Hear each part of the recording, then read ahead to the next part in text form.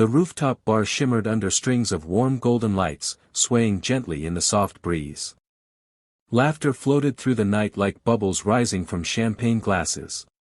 From where you stood near the railing, the city stretched below, glittering, alive, chaotic, and yet oddly distant, as if the world had decided to take a step back and let you breathe for once. You weren't expecting anything interesting tonight. You came because a friend insisted, because it was easier to say yes than argue. You were nursing a drink, letting your eyes drift across the dance floor, when you noticed her for the first time.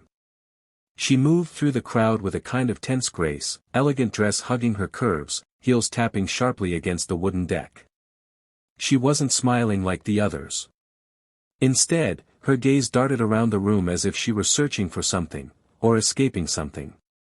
Then her eyes found yours. She hesitated, as though making a decision in the span of a heartbeat, and started walking toward you. The closer she came, the more you saw the details, the slight tremble in her hands, the controlled rise and fall of her breath, the carefully painted lips pressed together to hide whatever emotion threatened to break free. "Sorry," she said as soon as she reached you, her voice low and urgent. "I need your help." Before you could ask why, she leaned in, so close that you could smell her perfume, jasmine, soft and sweet, clashing with the panic in her eyes. She tilted her head slightly toward a man across the room. He stood rigidly, fists clenched at his sides, watching her every move. "That's my ex-husband," she whispered. "He's staring at me." She swallowed, then met your eyes with surprising intensity. "Kiss me," she said. "Please."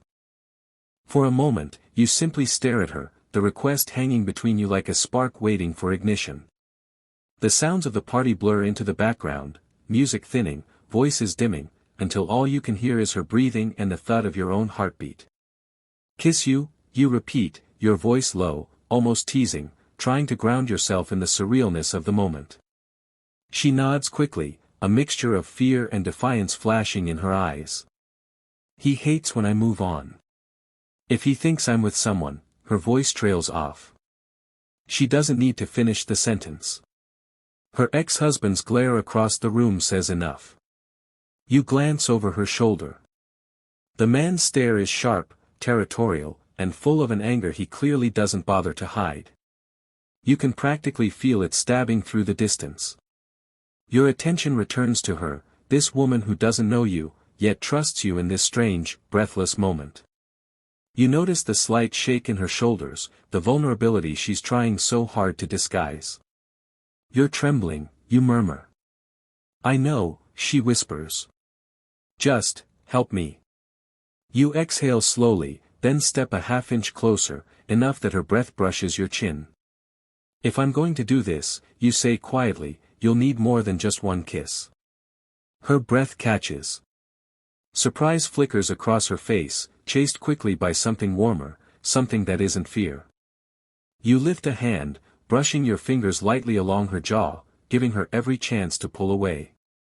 She doesn't. Instead, she leans in, closing the distance with a soft, desperate sound.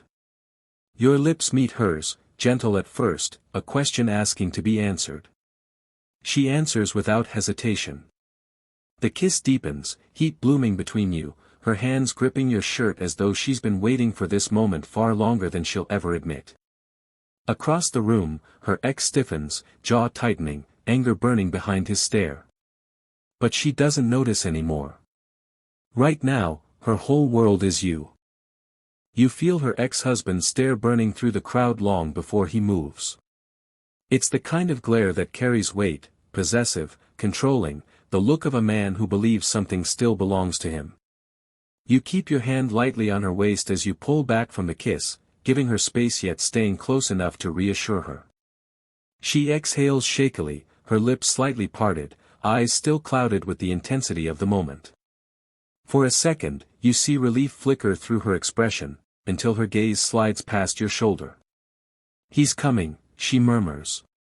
You turn just enough to see the man cutting through the crowd, broad-shouldered, jaw tight, footsteps quick and heavy. People step aside instinctively, sensing the tension radiating off him. His expression is a storm: anger, jealousy, disbelief. Her fingers tighten around your arm. "Stay with me," she whispers. "I'm not going anywhere," you reply. He stops a few feet from you, too close for politeness, not close enough for a punch, but close enough that the threat simmers in the air. His eyes flick from her to you, then back again. "Really?" he spits, directing the word at her like an accusation. "Him." She lifts her chin, and you watch something change inside her, like a flame catching for the first time after being smothered for too long. "Yes," she says firmly. "Him." He laughs, but there's nothing amused in the sound. "This is what you've sunk to." You can feel her shaking, but her voice doesn't waver. "What I've done," she says sharply, "is move on." His jaw clenches so hard you hear the teeth grind. For a heartbeat, you wonder if he'll do something reckless. But then the anger shifts, twisting into frustration, then resignation. He scoffs, mutters something under his breath, and turns away, shoving past a couple without apology as he storms toward the exit. As the door swings shut behind him, the tension around her collapses. Her knees nearly give out. You catch her before she falls. You steady her with both hands, feeling the tremor that runs through her body. For the first time since she approached you, she lets the panic show. Her breathing is uneven, her eyes unfocused as she tries to track what just happened. "Hey," you say gently, guiding her toward the railing where the crowd thins out. "It's okay. He's gone." She presses her palms to the cool metal bar, shoulders rising and falling as she drags in deep breaths. "I didn't think he'd actually come over. I thought he'd just glare from across the room. That's what he always did before." She gives a shaky laugh. "I guess I underestimated his ego." You lean beside her, close but not crowding. "You handled him better than most would have." She turns her face toward you, eyes softening. "Only because you were here." You study her for a moment, the flush on her cheeks, the faint smudge of lipstick from your kiss, the bravery she doesn't seem to realize she showed. "You did all the talking," you say. "I just stood here looking, what? Tall and useful." She laughs, an actual laugh, warm and unguarded. "Tall, useful, and surprisingly good at kissing." "Surprisingly," you tease. "Let's just say you exceeded expectations." You grin, unable to help it. The tension between you has changed. What started as fear and urgency has shifted into something quieter, more curious. Her fingers brush your hand, lightly, as if checking whether she's allowed to touch you when no one is watching. "You know," she says softly, "I don't think I thanked you." "You don't need to." "I do." She steps closer, eyes searching yours. "You saved me from a scene, and you made me feel strong again." There's a pause, a warm, breathless space filled with possibilities. "Then maybe," she murmurs, "I owe you another kiss." The city lights flicker behind her as she steps closer, her silhouette warmed by the golden glow of the rooftop bulbs. There is no panic in her eyes now, only curiosity, a quiet pull toward something she didn't expect when she first rushed into your arms. For the first time tonight, she looks entirely present. "Are you sure?" you ask softly, searching her expression. "No audience this time. No ex-husband to provoke." "I know." Her voice is steady, warmer than before. "That's why I want this. Not for him. For me." Her honesty lands between you like a gentle weight. You lift a hand, slowly, brushing your knuckles along her cheek. She doesn't flinch, she leans into the touch, closing her eyes for a moment as if grounding herself. When she opens them again, you see something new, hope, maybe. Or the beginning of it. "You deserve better than someone who watches you like a possession," you say. She breathes out, almost a sigh.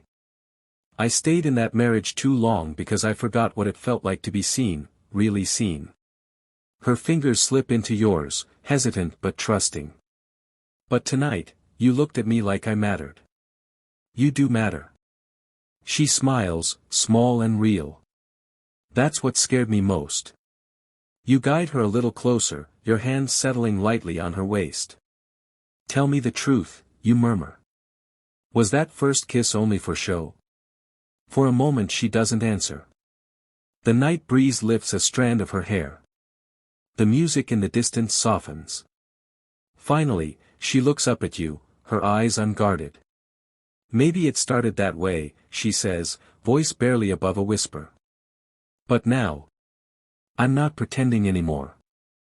This time, when you kiss her, it's slow, no urgency, no fear, no eyes watching. Just two people choosing each other in the quiet space between one moment and the next. A kiss for no one else but you both.